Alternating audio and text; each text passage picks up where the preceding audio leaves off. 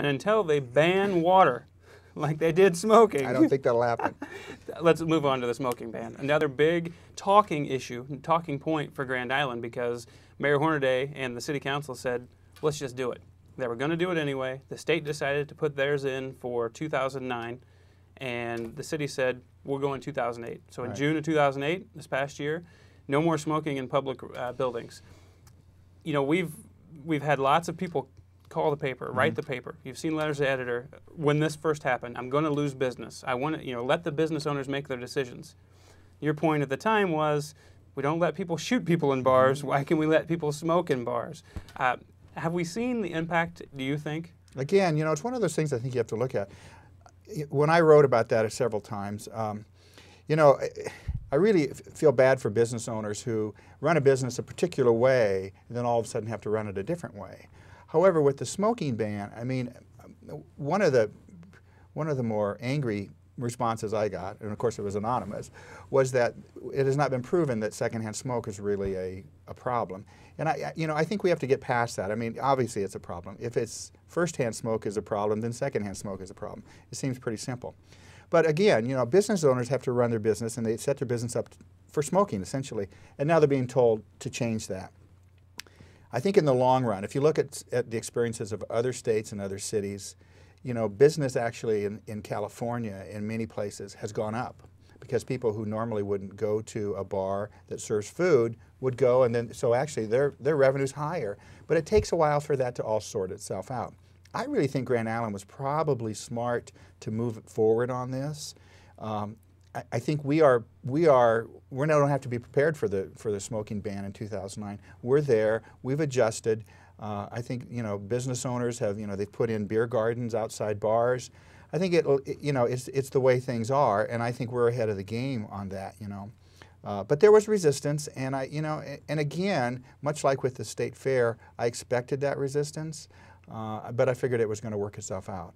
I only hope that we see what happened in other states, and that revenues for businesses affected by this have either stabilized or even gone up in cases and not gone down. And again, you can look at the dollars, the dollars and cents right now, but maybe 5 years down the road we'll look at it and not look at the dollars, but look and see if there was a health impact. Exactly. You know, secondhand smoke, cancer-causing, you know, times, things like that.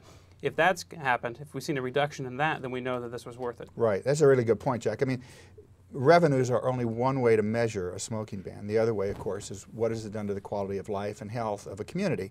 And I think, you know, that is a little bit more difficult to quantify. You know, at the end of the year, you can say my revenue was this one year and this the next. But I think you have to look at the larger issue, and that is a health issue.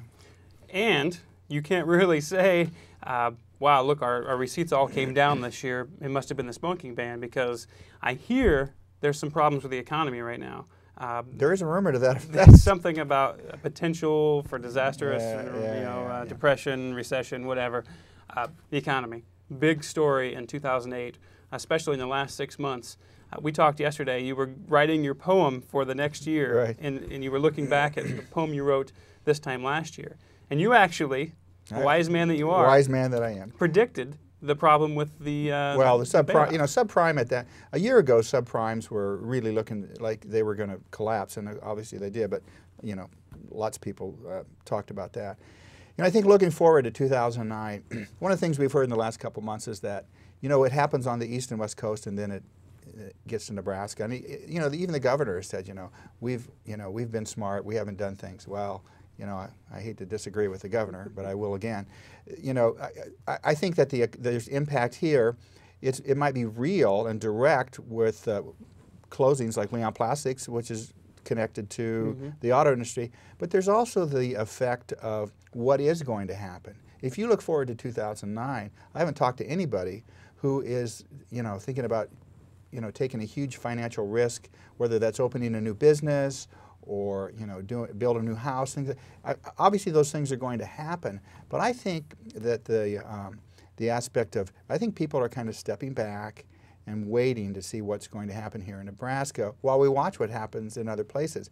But the fact of the matter is, the economy, I think it affects all of the United States, and because people are worried about what's going to happen. They're worried about their jobs. They're worried about getting their kids to college.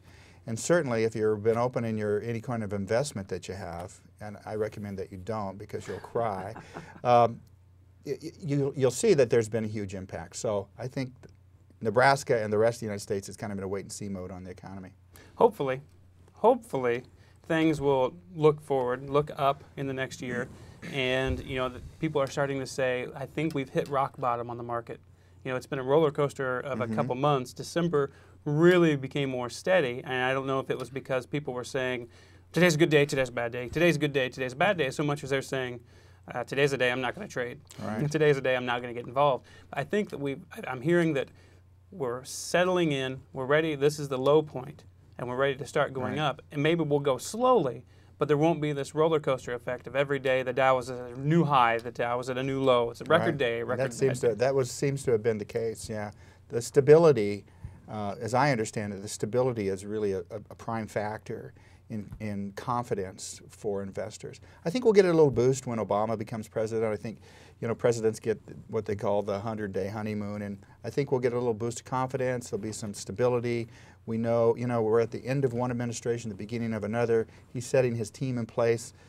I think there'll be some stability that way.